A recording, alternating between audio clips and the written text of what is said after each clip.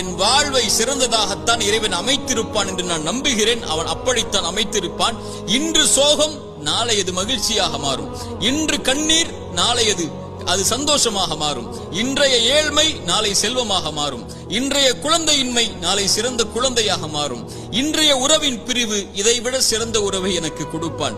இன்றைய இழப்பு இதைவிட அல்லாஹ் என்னை படைத்த இறைவன் இதைவிட சிறந்த ஒன்றை எனக்கு கொடுப்பான் என்ற நம்பிக்கையில் அவன் நகர்வான் வாழ்க்கையில். இறைத்தூதர் ஸல்லல்லாஹு அலைஹி வஸல்லம் சொன்னார்கள், இறைவன் மீது வைக்க வேண்டிய நம்பிக்கையை நீங்கள் உறுதியாக வைத்தால் எல்லா நேரங்களிலும் என் இறைவன் மீது நம்பிக்கை வைக்கிறேன், அவன் எனக்கு போதுமானவன். இன்றைய கஷ்டத்தை நீக்குவதற்கு அவன் எனக்கு வாக்கு கொடுத்திருக்கிறான்.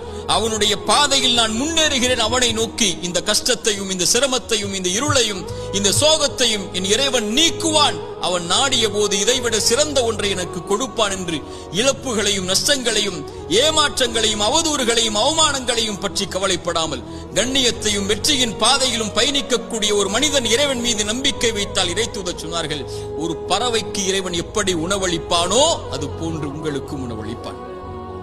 அவ்வளவுதான்.